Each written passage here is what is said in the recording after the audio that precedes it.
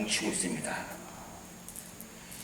오른쪽에 제일 밑에 최근에는 대학 등록금을 비롯한 대학 교수의 연구활동의 자유 등등을 둘러싸가지고 여성 대통령이 들어섰습니다만 최근에 2018년 3월 우파 전직 대통령인 피네라가 다시 권력을 넘겨갔습니다. 칠리의 트럼프라 불리는 대통령이 당선된 것입니다. 권력 교체의 가장 큰 이유는 경제 및 교육 정책이 실패했는데 앞으로 정책이 어떻게 나타날지 귀추와 주목됩니다. 두 번째 다르게 경제적 뿌림에도 불구하고 공격을 지켜낸 큐바. 저는 최근에 큐바를 2번이나 갔다 왔습니다. 촛불혁명 이후에, 촛불 이전에 도대체 한반도의 촛불 이후에 권력을 어떻게 변화시킬 것인가. 큐바가 이상국가라고 하는데 도대체 큐바는 어떻게 돼갈까. 그것이 무척 호의심을 가지고 큐바를 2번이나 갔다 왔습니다. 큐바는 남미의 다른 나라보다 잘 살지 못하지만 안정된 공교육 체제를 유지하고 있고 새로운 인간 형성을 위해서 엄청난 노력을 하고 있고 지금도 문명률이 거의 제로에 가까울 정도로 상당히 우수한 인력 양성을 하고 있습니다. 그런데 마지막 단락에 나오다시피 큐바는 사회주의 종주국인 소련이 1991년에 해체되자 고난의 길을 걸어야 했습니다. 오른쪽에 그래서 우리는 큐바에서 무엇을 배울 것인가? 첫째, 큐바는 핀란드와 같이 공격시설을 재건설하는 모형으로 받아들이고 있고, 두 번째, 큐바는 전문적 자율성을 존중하고 있고 교사들의, 세 번째, 학부모의 지원들이 많다는 것입니다. 다음 다르게 그렇지만 제가 만난 큐바의 교사들과 교수와 인터뷰한 결론에 의하면 교사의 전문적 자율성이 어느 정도인가를 제가 물어봤습니다. 초등학교에서는 국가가 통제하는 교육까지 있기에 충분하게 사상의 자유를 누리지 못하고 있다고 그러고 대학교에서도 상당한 제약을 받고 있다고 합니다. 이것은 근대화, 기술적 근대화의 초기 사회주의는 성공했지만 제2의 사회주의로 가는 마당에 지금은 어떻게 될 것인지 상당히 새로운 기로에 놓이는 것 같습니다. 특히 최근에는 통상 금지 조치로 해서 여행의 자유가 주어지면서 물밀듯이 서구 자본주의 물길이 들어오면서 돈맛을 알게 한 이 큐바. 그래서 그 돈맛을 알고 있는 가이드와 민박주가 또 이것을 애타게 생각하는 큐바의 혁명을 이룬 이 구세들 사이에 상당히 갈등이 조짐이 보이고 있습니다. 두 번째, 러시아와의 중국 교육계획은 어떻게 되겠는가? 러시아, 우리는 인민의 나라, 평등의 나라, 구소련을 여러분 기억할 겁니다. 최초의 평등의 나라, 가난한 사람이 없는 나라를 세웠습니다. 16쪽에 그런데 소련은 기술적인 한계로 인해서 러시아 사회는 새로운 위기에 봉착하고 지금 양적으로나 질적으로 러시아 교육 체제는 고르바초프의 개혁 개방 이후에 지금 새로운 위기에 봉착되어 있다 합니다. 그래서 러시아를 다시 옛날의 위대한 러시아로 바로 세우기 위해서 푸틴 대통령은 새로운 러시아 탄생을 위해서 마지막 주에 있는 대로 지식사회 출현과 함께 인간 자본에 대한 투자, 컴퓨터, 인터넷을 통해서 러시아의 교육제도를 상당히 개혁에 박차를 가고 있다 합니다. 그런데 또 한편으로 러시아는 지금 새로운 시민의 탄생을 위한 운동을 벌이고 있고 자율적 시민사회를 도래를 위한 새로운 인텔리겐차, 지성인의 양성을 위한 민중교육 운동이 일어나고 있기 때문에 이런 기술의 혁신과 새로운 지성인의 융합이 앞으로 어떻게 생길지 귀추가 주목됩니다. 사회주의 교육의 이상과 현실이 계열되고 있는 중국 사회. 정치적으로나 경제적으로 지금 강력한 나라로 거듭나는 게 중국입니다. 엄청나게 직업교육도 하고 기술교육도 하고 대학인이 1600만에 도달 정도로 세계 대학 인구의 최대입니다. 우리도 최대인데요. 그러나 마지막 달라기 라운드로 중국 사회도 지금 위기에 봉착되어 있습니다. 제가 본 연구물이면 2010년도 생애 홍콩 교수였는데요. 이분이 1980년대 이래 전례 없이 엄청난 경제적 성장을 거두고 있음에도 불구하고 현재 시장의 부정적 영향이 증대하면서 황금만능주의, 극단적 개인주의 경향을 보이고 있고, 특히 천안문 사태 이후에 공산당의 리더십 상실과 당 관료의 부패로 인해서 신뢰 상실이 지면하고 있으며, 그리고 일상생활과 분리된 국가교육과정으로 인해서 중국에는 새로운 난간에 봉착하고 있답니다. 이것은 이미 우리가 많이 겪어본 현상입니다. 이제 18쪽에 그래서 중국을 연구하는 학자들에 하면 동지에서 시민이라는 이런 목소리가 책이 출판되고 있고, 노특동과 동수동 시대 이래 충성스러운 추종자, 신민 동지로부터의 억압으로부터에도 불구하고 중산층의 출현과 함께 사회와 공적사회에서 자율적 시민사회에 출현하고 있는데, 시진핑은 지금 그걸 주장하는 학생들, 좌파 학생들을 탄압하는 모순적 상황이 말해주고 있습니다. 사회주의 정권, 좌파, 노동자, 친구라는 그 주장을 했는데 오히려 탄압하는 이런 역설적 현상이 지금 중국 사회가 당면하고 있어서 중국이 위대한 나라로 커지면 또다시 한반도에 어떤 위력을 가할까? 만만치 않은 전쟁의 위협도 오히려 중국으로부터 올지 알 수 없다, 이런 생각도 합니다. 이런 면에서 다음에 영국, 미국, 캐나다 시간이 벌써 많이 가고 있습니다. 여러분 제 목소리를 듣고 싶지만 책으로 대차 들어가고 지금 좀 빨리 넘어가고 있습니다. 제가 실제부터 먼저 등장하고 큐바를 문제하고 러시아와 중국을 먼저 얘기하는 것은 바로 우리 각각에 있는 나라이기 때문에 그렇습니다. 우리는 영국, 미국으로도 많이 보지만 우리는 가까운 곳에서 저개발 국가에서 후발 국가로부터 배울 점도 상당히 많다고 합니다. 저는 10년 전만 하다가도 선진국을 유럽을 많이 갔지만 최근에는 후발 국가를 많이 갑니다. 저는 2월 때는 또 아프리카를 떠납니다. 그래서 아프리카는 인종차별 정책을 어떻게 하고 있는지, 탄자니아는 지역사회운동, 마을 교육을 열심히 하고 있다는데 탄자니아는 지금 어떻게 기술 시대를 맞이하여 어떻게 대처하고 있는지가 궁금하기 때문입니다. 영국은 지금 노동당에서 보수당에서 지금까지 집행되고 있는데 앞으로 곧 선거가 닥치는데 앞으로 어떻게 될지 모르지만 오른쪽 19쪽에 지금 여러분 잘 아는 1996년 교육을 하면서 불의가 당선되어 있지만 이 제3의 글이 어떻게 앞으로 전개될지 기추가 도목됩니다. 모든 아이들은 중요하다는 Every Child Matters라는 귀중한 철새에서 당선은 되었지만 20페이지 나온 대로 우리나라의 특목고 차사고에서 보여주는 마지막 단락의 특성학교 등 아카데미, 이것이 실험학교가 되면서 민영화된 실험학교 통해서 영국 교육은 지금 한쾌할 길로 들어서고 있다고 합니다. 오른쪽 21쪽 보겠습니다. 그래서 마지막 단락에 나온 대로 과학기술주의에 대한 맹신과 폐해, 그리고 정부가 제시해진 것을 따르기만 하다는 학교 현장의 문제 등에서 새롭게 제4의 길이 모색되고 있다 합니다. 다음에 미국은 영국과 마찬가지고 심하면 심했지 덜하지는 않는 나라. 22쪽, 이게 바로 차트스쿨에서 말해주는 겁니다.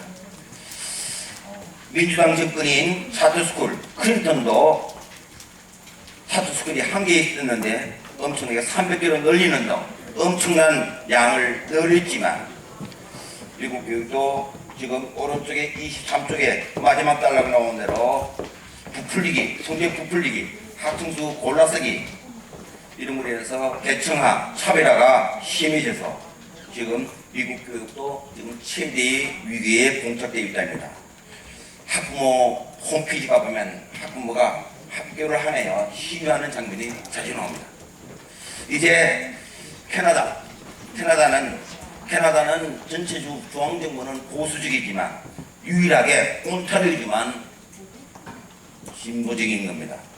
그래서 어려운 신자유주의를 극복하기 위해서 특히 캐나다는 두 번째 단락에 나온 대로 교사와의 전문성과 교사와 함께 파트너십을 해서 정부와 교원단체가 교원노조가 함께 교육계획을 이루어가는 모범적인 사례입니다.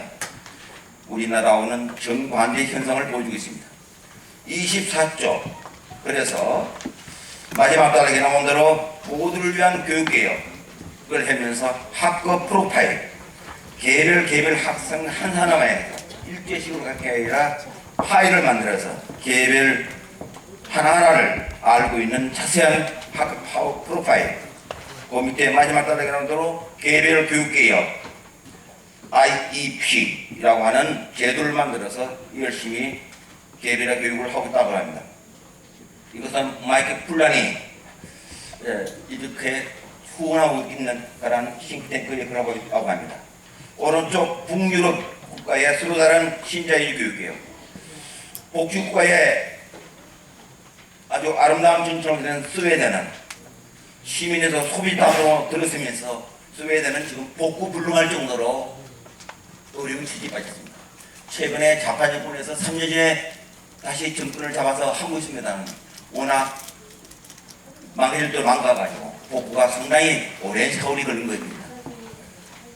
제가 15년 전에 방문했을 때는 스웨덴 학교가 미래 학교로 가는 학교가 시골의 영수학권 같은 똑같은 모습으로 하고 있는 모습을 보면서 스웨덴이 이렇게 망하는구나.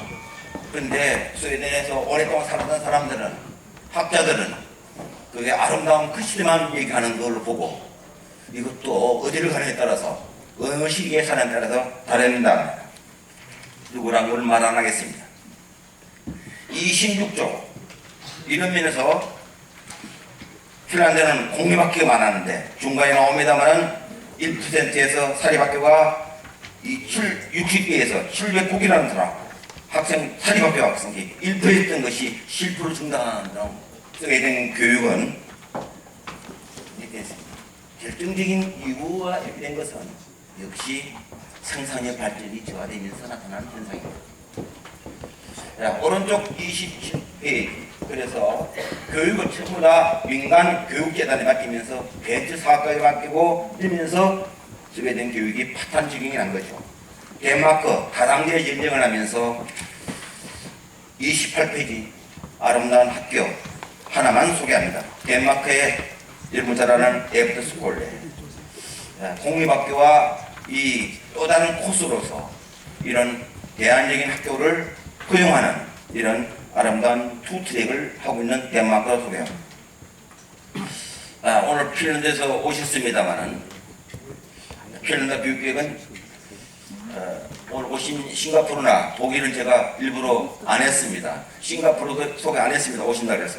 그러나 핀란드만큼은 제가 두 부부 오시는데 특별하게 이렇게 길게 했습니다. 핀란드가 오른쪽에 표에 나온 대로 세계교육개혁 GRM 우리는 세계교육을 영어로 합니다만은 세균이라고 번역하는 똑같은 말 세균처럼 교육계획이 들어왔죠. 그런데 최근에 핀란드는 신자유주의 교육계획의 유혹을 받았다고 합니다. 받았는데도 불구하고 그 시기에 피사 성적이 좋은 바람에 운 좋게 넘어갔다는 그런 얘기가 있습니다. 30조 핀란드 얘기는 직접 나오셔서 하실 것 같고 31조 제일 마지막 조에 역시 아까 캐나다 말씀드렸지만 개인별 공부와 학습계획 또는 마지막 단락에 LIP 개별교육 이런 것들을 끊임없이 하고 있다는 사실. 32조 그러면 세계교육계획에 대한 종합평가 이미 시간이 임박하기 때문에 제목만 얘기하고 넘어가야 되겠습니다. 세계교육계획에 대한 종합평가에서 역시 교육계획의 실패 요인은 동시대 사회가 겪고 있는 부의 심한 격차, 권력과 자원에 대한 접근의 불균형, 교육 불평등과 오는 빈곤의 문제를 심각하게 보지 않고 교육 문제를 바라보는 근시안적 시각 때문에 실패했다는 게 대표적이고, 오른쪽 두 번째 핀란드, 캐나다 등에는 연구의 바탕을 둔 이론적인 그 축적된 거 하고 있다. 반짝반짝 정치적으로 대응하지 않았다는 거.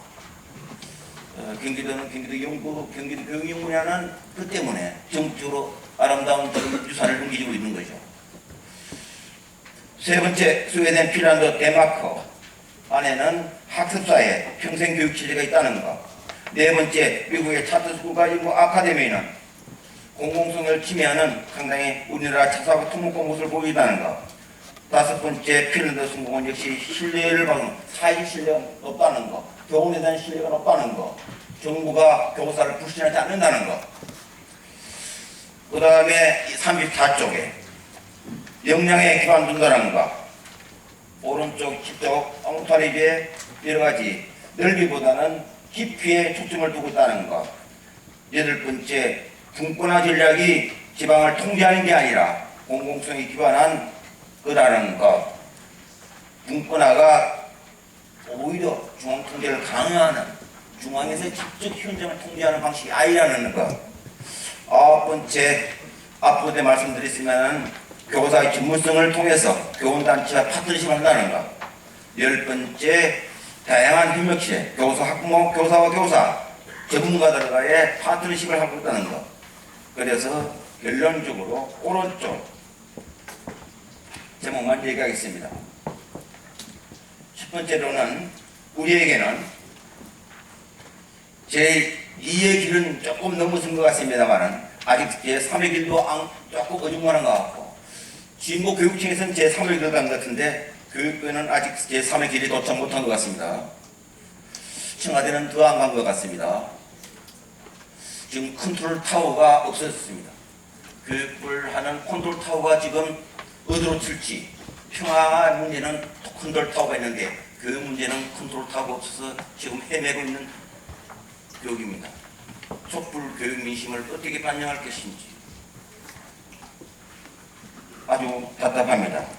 자, 그러면서 첫 번째, 정치, 경제, 사회, 문화 종합적인 것을 아울러서 교육체제의 전면적인 정책을 구사해야 되겠다. 마지막 주단으로 인적자원정책, 노동시장정책, 산업정책, 사회복지정책 그 아울러서 종합적인 청사진이 만들어야 되겠다. 38페이지 유아교육 빨리 공교육이 되게 됐다. 세 번째, 대학 취지 개편. 우리가 지금 헤매고 있는 대학 수능이냐 정시냐 퍼센트가 되는데 한 사회 권력구조가 되게 되고 지위 권력이 되게 되고 지식 권력이 되고 공간 권력을 어떻게 할 건가 하는 차원에서 대학 체제 개편을 논의해야 되는데 너무 정시냐 공정성 부분적인까지 하니까 이거는 그거 하면 꼬이기 때문에 모든 것에 그림들에서 아무것도 못하고 있습니다.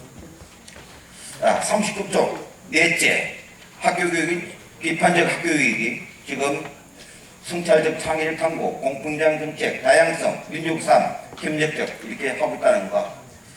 다섯 번째, 국가교육회의에 지금 이 컨트롤 타입을 국가교육회의가 또 헤매고 있다는 사실. 이전 참여정 때보다도 훨씬 못하고 있습니다. 그때는 교육문화 수도 있는데 지금 교육문화 수도 없습니다. 부동산 전문가가 교육 문제를 컨트롤했었고 그 보좌관 한 사람은 정치학한 사람이 있었습니다. 최근에 바뀌긴 했습니다만 이 대통령이 교육 문제에 대한 관심을 가져서 좀 더 평화 문제처럼 주도면밀하게 평화주의로 가면 안 됩니다. 사회 정의에 바탕을 두지 않은 교육을 바탕을 두지 않은 평화주의가 되면 저는 순식간에 무너지기가 쉽습니다. 빨리 평화와 함께 경제와 함께 교육 문제가 함께 올려서 삼각축을 해서 하길 바랍니다. 마지막, 이제 근대교육 100년을 돌면서 앞으로 도래야 할 미래사회 하면서 최근 남미 여행하면서 우리 사회가 나갈 방향을 깊이 생각 중있습니다. 멕시코는 마야 문명을, 페루는 잉카 문명을 건설한 위대한 문화를 가진 민족이 있지만 40조 그네들의 혼만 있지 유적만 있습니다. 따라서 두 번째 달라놓은데 그럼 어떻게 할 것인가? 가드너가 한 말 있습니다. 밑에 두 번째 달라. 가드너는 과학기술이 희망이고 축복인 동시에 재앙이고 저주기도 하였다고 했습니다. 유전공학, 사창명, 물질 문명을 발달시켜왔지만 최근에 한국으로는 사피엔스 저자 하라리는 이 어떻게 선택할 건지 하는 문제는 우리 모두의 손에 달려있는데 100년 기술적 건대를 가닥에 무릎짓던 개화파와 영성적 건대를 방어적으로 수호하고자 했던 개혁파의 극단적 대립을 넘어 제3의 자주적 건대 교육의 핵심을 모색해야 된다. 개항기에 극단적으로 개입한 개화파와 개혁파의 오류를 다시 범해서 안 됩니다. 고종의 우유부단함을 재반복해서는 안 됩니다. 자주적 건대화는 기술적 건대화와 문화적 건대화 그리고 탈식민적 건대화를 동시에 교육하는 것이다. 4차 산업혁명 시대에 대응하기 위해서는 생산력 발전에 기여하는 과학기술과 함께 그 발전이 인간화에 기여하도록 하는 인문교양교육의 융합과 통습이 있다. 새로운 근대성, 현대성을 향한 혁신적 미래교육은 인식론적이고 정치적이며 윤리적 프로젝트로 설계되어야 합니다. 감사합니다.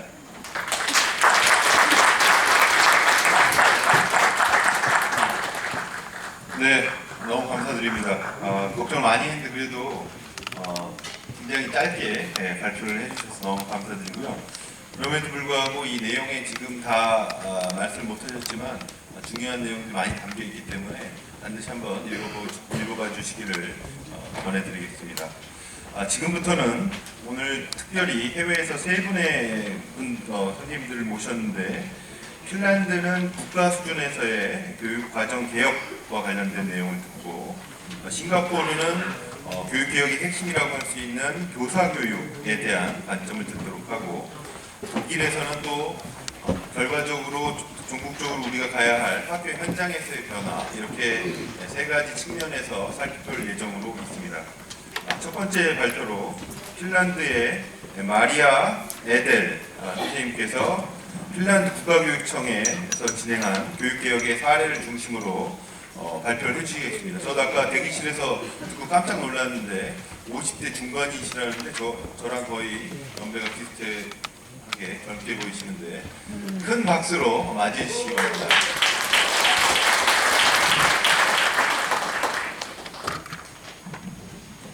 Good afternoon, ladies and gentlemen.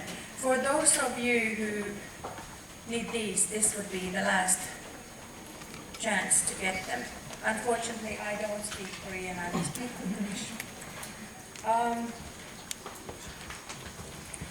I feel very honored to have been asked to come here to speak. And education is my passion, and I feel delighted to be able to share some of this experience with people, so many people from Korea and also from other countries. I represent the Finnish government when it comes to education. I worked for 23 years in the Ministry of Education first, and now for almost 2 years in the Finnish National Agency for Education, which is a part of the Ministry of Education, if you will. And I will now, during the next 30 minutes, present the Finnish National Strategy for School Reform. And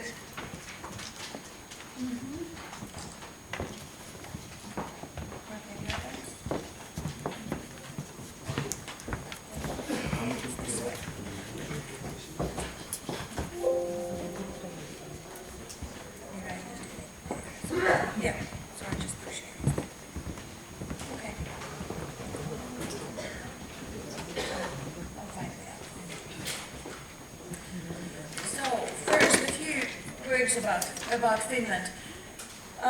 That's the dark spot there up there. There are we. It took almost 9 hours to fly by direct flight from Helsinki, the capital, to here, so it's far away. We have a population of 5.5 million. And which means 18 inhabitants per square kilometer, and in Korea 510 million people, so you are really a lot more.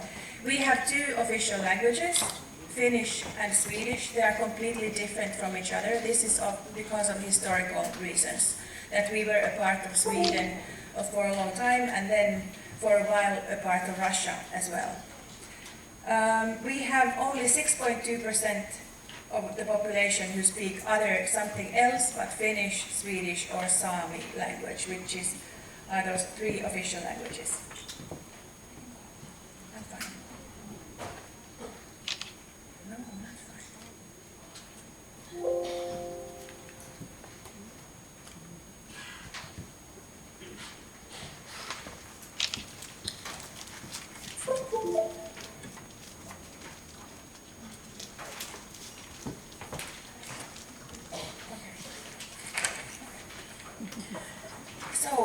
the aim of my presentation today is to explain three things briefly. The features of the 2014 curriculum reform, which was big in Finland, and how it is implemented.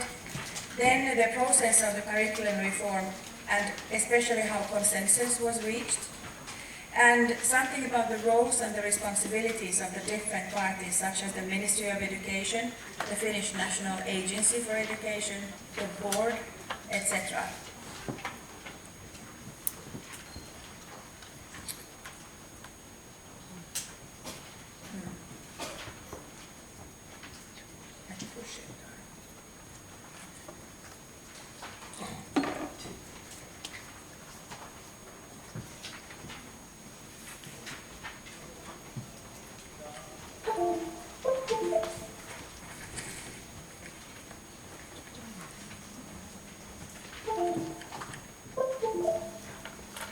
I can continue anyway. Then first we asked ourselves, why was the 2014 curriculum reform needed in basic education and in many other things as well? Well, as it has been said already here today, the world around school was changed. The globalization and challenges of a sustainable future, they brought with them new demands. And the competencies which were required in society and in work, they also had changed. Digitalization, cultural and linguistic diversity all brought new requirements. So it was really necessary to look at the contents regarding education, the pedagogy and the working practices, that how this should be done. So what was then the approach? I try again, but no.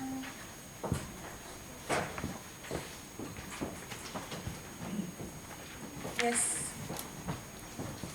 Now it somehow works. Yes, I push it at the same time. So what was the general approach?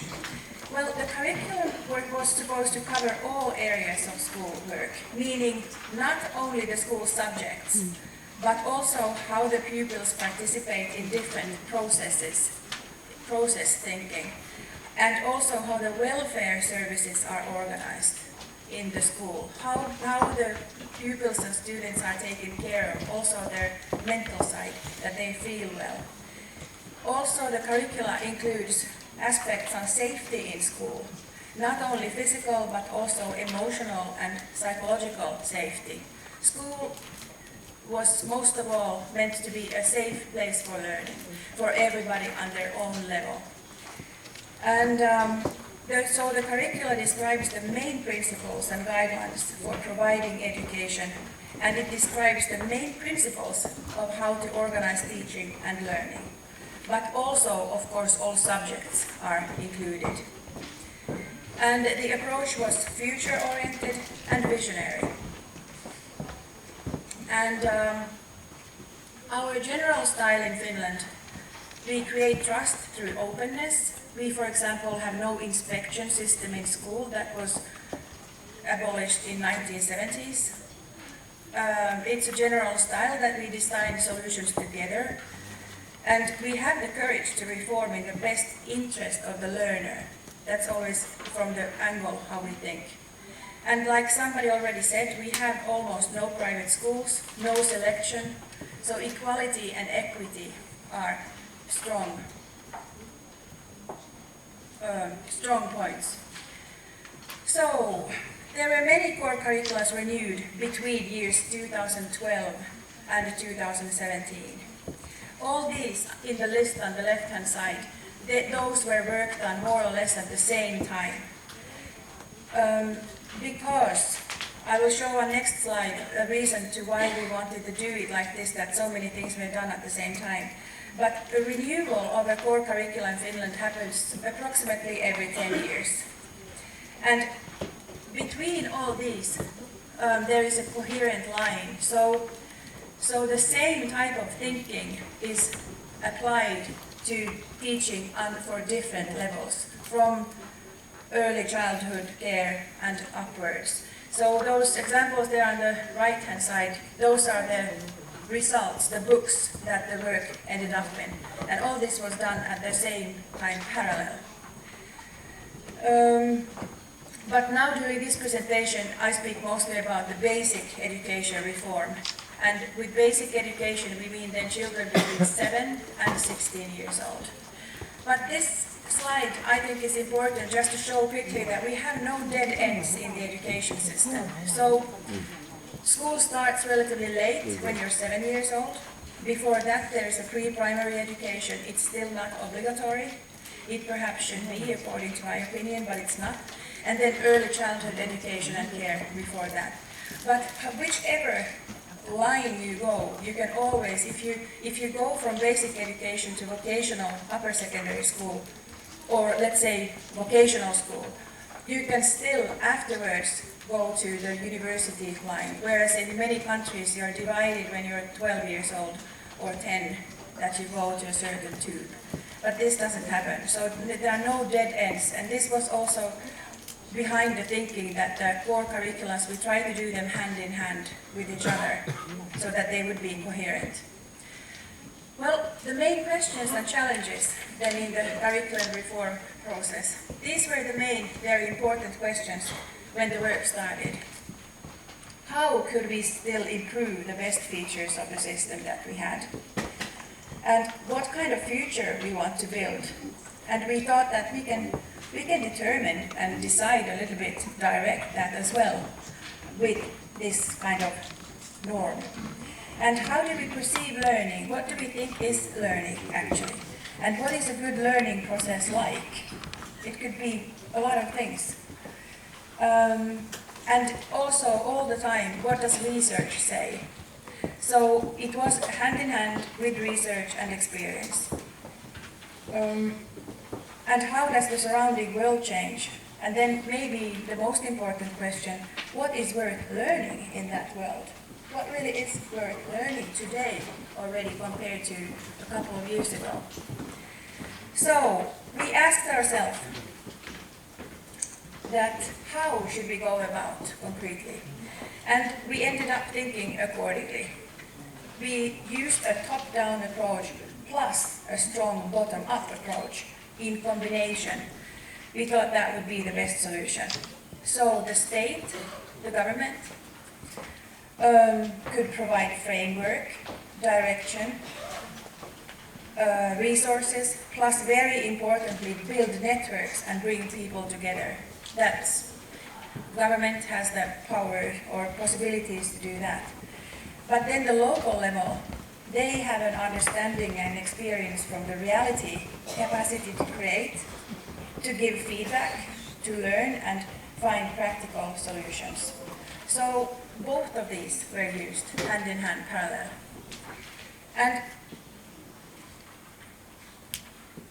And what gave the success in the reform process according to us then? Well, it was first of all transparency.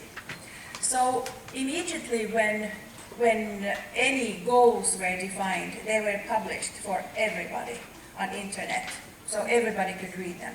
All plans were published immediately, and the timetables, so everybody who are interested could know what's going on. The drafts were published constantly of the documents and results of feedback. Feedback was asked regularly from many groups, I will tell a little bit later from whom, but also the feedback was published on internet for the people to see that their opinions were taken, at least they were listened to and noted. Collaboration. So the aim was to have extensive participation and involvement, really to try to do it together. And listening and respecting people's ideas, appreciating also contradictory views. But, like I said, building a knowledge base, all the time bringing back what does research say, what do we know as facts, and then strong future orientation.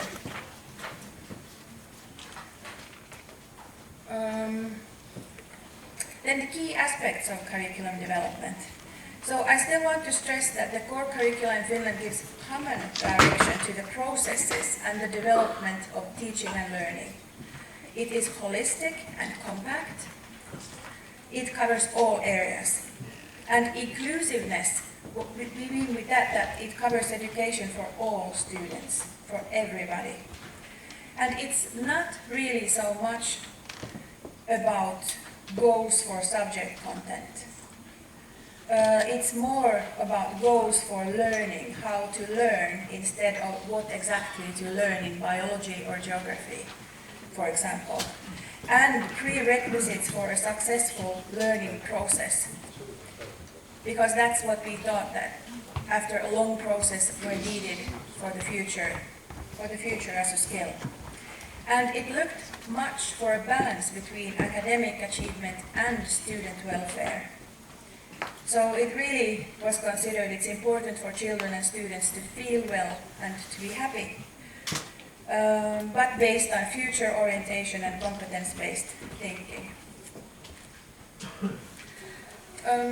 This is with whom all education in Finland is developed in partnership with, not only when it comes to reforming core curricula, but in everything. So it's national authorities, I would represent that, local authorities, municipalities, the providers of education, teachers' union, very strong in Finland, social partners, parents, very important, pupils and students, research institutions, and other relevant stakeholders. So it looks like there was a lot of time for the reform. We started the actual work at the National Agency for Education in 2012, and it was started to be implemented in schools in August 2016. But in fact, there was not that much time since a lot of activities took place. So everything was based on the Education Acts and decrees, which are provided by the Ministry of Education. They are lowest down in the picture. Then the government's decree on the division of lesson hours was finalized in June 2012. So the ministry is responsible of the decree on the division of lesson hours. And then a couple of months later, the National Agency for Education could start working in practice by activities that I will explain soon. So the actual developing work took place between 2012 and 2014, so 2 years. Between 2014 and 2016, so 2 years, the local authorities had time to work on their local curricula based on the national one. This is a very important aspect that on governmental level we have a national core curricula, but every education provider, so every city in practice, work out their local curricula based on the national one. So the teaching started in August 2016, as I said.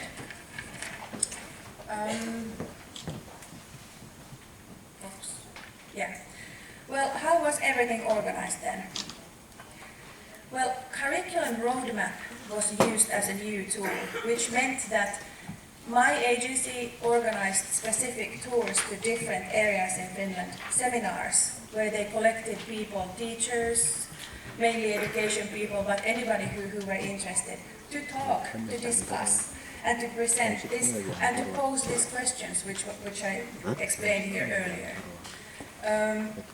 Then there were multidisciplinary working groups. There were around 30 of them, and 8 people in every group.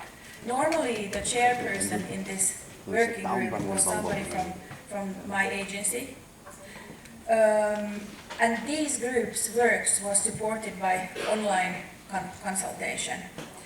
And who sat in these multidisciplinary working groups? They were principals, teachers, representatives for teacher training schools, researchers, and always at least one professor. Geographical balance. That it was important that representatives to these working groups did not all come from the capital. They had to come from different areas in the country. Also, they could not only be women or not only men, the gender balance between them, and many factors like this. Then these working groups had as their help something called advisory group, which had 60 main stakeholders. There was a person from Ministry of Education, one from Ministry of Social and Health Affairs, Teachers Union, somebody representing the Sami people, which is the indigenous people in Finland living up north. Roma people, we have our national Roma, they were represented. And somebody from the school book publishers, those who make school books. And then Finnish Confederation of Salaried Employees, and people like this. So this was the advisory group. So the working group worked on a draft. They presented it to the advisory group, who had some opinions, and they went back. And this took a long time and was done a lot of times. Then, in addition, there were consultations during this process. All education providers, so the municipalities in practice, were asked to provide feedback. They were sent questionnaires and please comment, and they did. Almost all of them were active and did. Then there were open consultations organized by my agency on internet for anybody, for just citizens. And there were lots of comments coming in. And then key stakeholders were invited to provide their official opinions before final decisions. So all relevant organizations were sent an official request to comment in the last part, in the end, towards the end of the process. And then this board of trustees, or the board of the Finnish National Agency for Education, they were heard before the final decision was made by the Director General of the National Agency for Education. So the board did not have a decision-making power, only they approved. And the Director General in the board in my agency is a civil servant and is not politically appointed.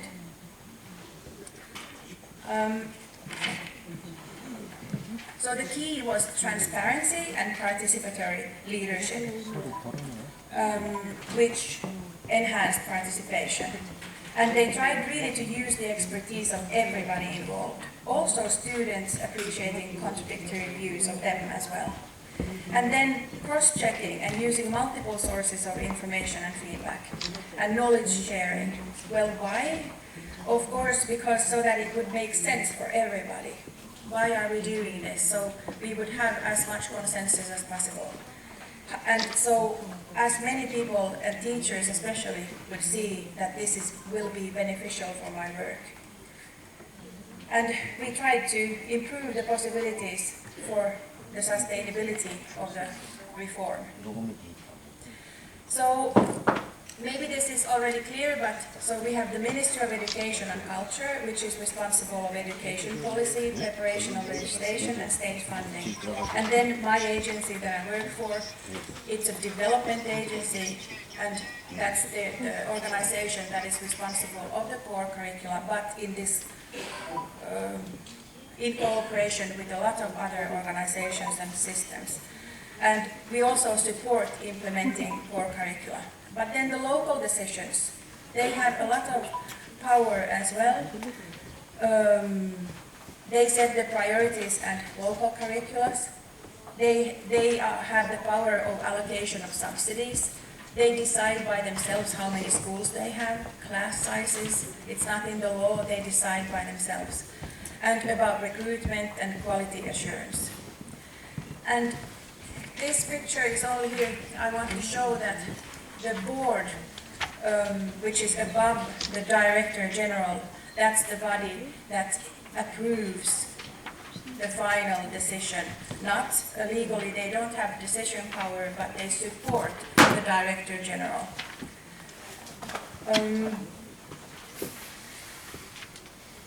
And we believe that the reason why there are very little fluctuations, regardless of what kind of government we have in education policy, is because the Director General is not politically appointed. He's a civil servant.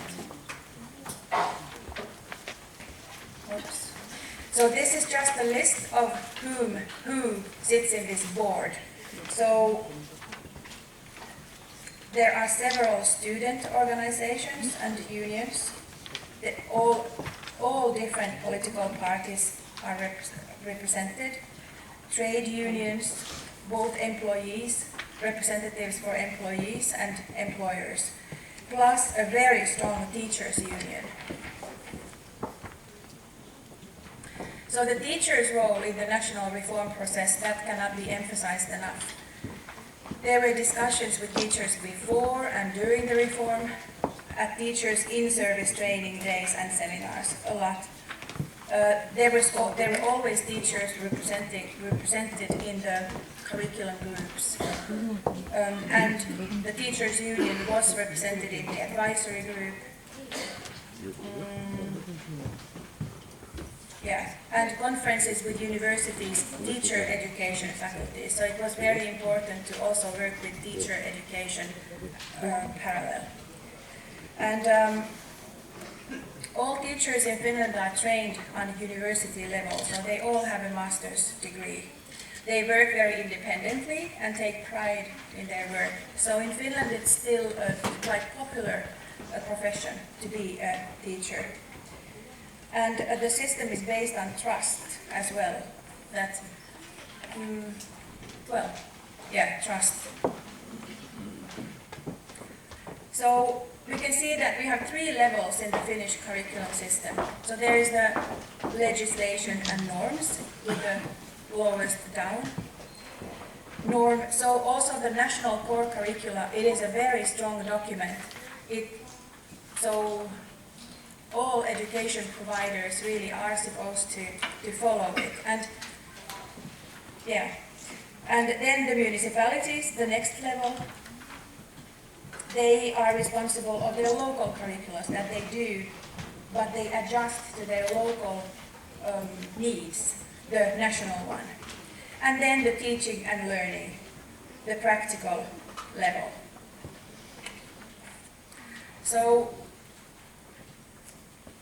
main goals in this curriculum reform, well, to enhance joy and meaningfulness in all learning, to create a positive, caring atmosphere which would encourage to mutual interaction, to enhance youngsters to take initiative and carry responsibility, to practice competence for democracy in a concrete way, and also we try to give examples, not in the national core curricula, but in the support material on how concretely to do in schools to reach these goals, and to practice solving conflicts in a peaceful way, and to create generic competences and high learning achievement. But I stress again, learning as a process is important. And then to support the identity and well-being, and dialogue and collaboration in the school, not only in the school but between schools and in the community, and enhance sustainable way of living and well-being. So one could say that there were 4 targets for the reform.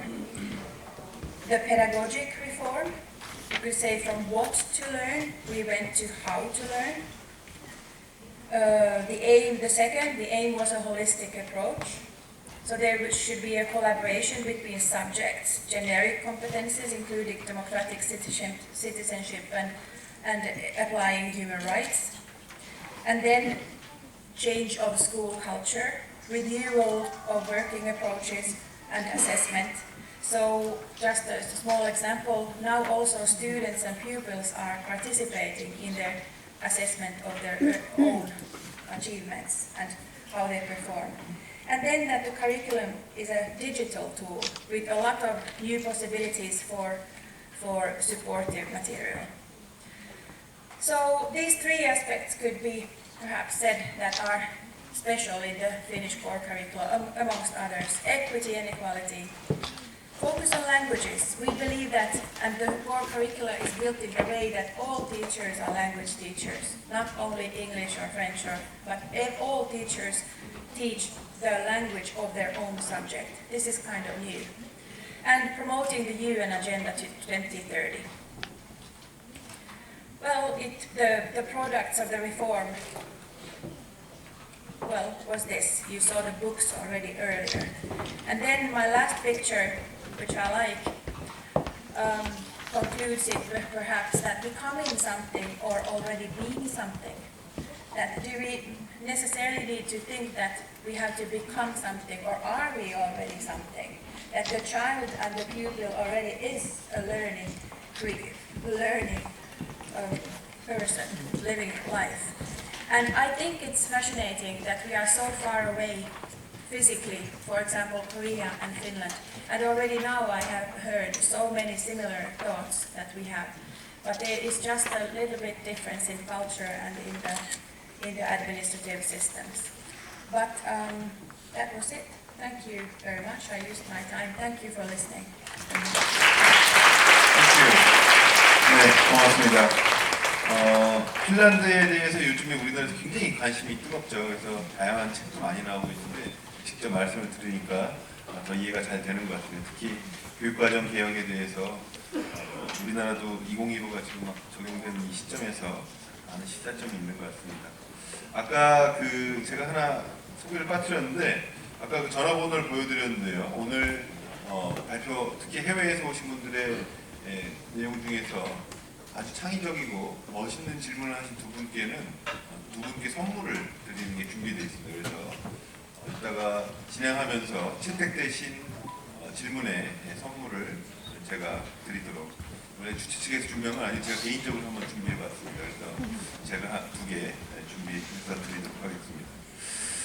두 번째 발표는 사실 우리나라에서 굉장히 이 외국 사례 중에서 많이 나오는 나라가 핀란드, 싱가포르입니다. 그래서 싱가포르 사례도 굉장히 우리가 많이 접하고 있는데 그 중에서도 우리나라에서 지금 가장 또 이슈가 되고 있는 교사 교육입니다. 우리나라 지금 양성교육 과정 개편이 또 한국에서는 굉장히 중요한 이슈 중에 하나인데 싱가포르에서 이루어지고 있는 21세기 교사 교육의 방향에 대한 사례를 우리 국가교육원의 교수로 계시는 추아비랭 선생님을 모시고 발표를 듣는 시간을 갖도록 하겠습니다.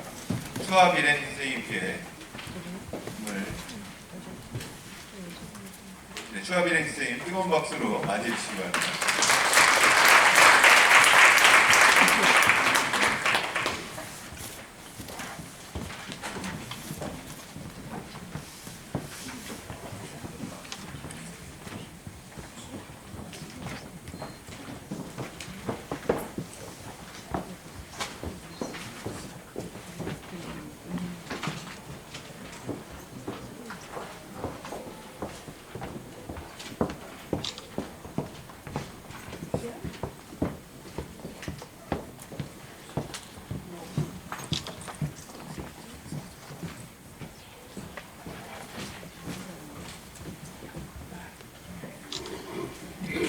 Annyeonghaseyo. Good afternoon, everyone. I'm Bilay from the National Institute of Education, the only teacher college in Singapore. If you want to be a teacher, you have to come to NIE. I'm the Associate Dean for Professional Practice in the Office of Teacher Ed, and also a Senior Lecturer at the Psychological Studies Department. Very happy to be here. I'll just start with an overview of the education system in Singapore and then briefly touch on teacher education in Singapore. Tomorrow I have another session where I will go deeper into teacher education in Singapore. Singapore is very small. It's about 700 square kilometers, but we have about 5.6 million people, very populated. We have 4 races, very diverse country. We have Chinese, majority of them, Malays, Indians, and Eurasians. And because it is a very diverse, it's made up of a lot of different ethnic groups, races, therefore we need a common language. So English is our first language. Our mother tongue is our second language. So English is the medium of instruction in Singapore. And students take English as a first language from preschool all the way to graduate programs. Okay, now in Singapore, we go through different education stages. When we started to gain independence, we were at the survival stage. So education then was survival driven. At that point in time, we need to set up basic education. We need to recruit huge numbers of teachers. I mentioned previously that English is the first language and mother tongue is the second language.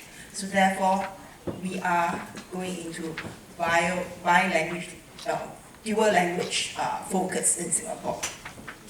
Then we go into the efficiency-driven phase, where we look into the quality of education. We reduce dropout rates. We also look into more diverse pathways like vocational and technical education. Then we look into the ability-driven phase, where in the late 90s, we actually look into developing the potential of every child. It's very important to have diverse pathways for them. At that point in time, we also think that it's important for the teacher to teach less, but the students to learn more.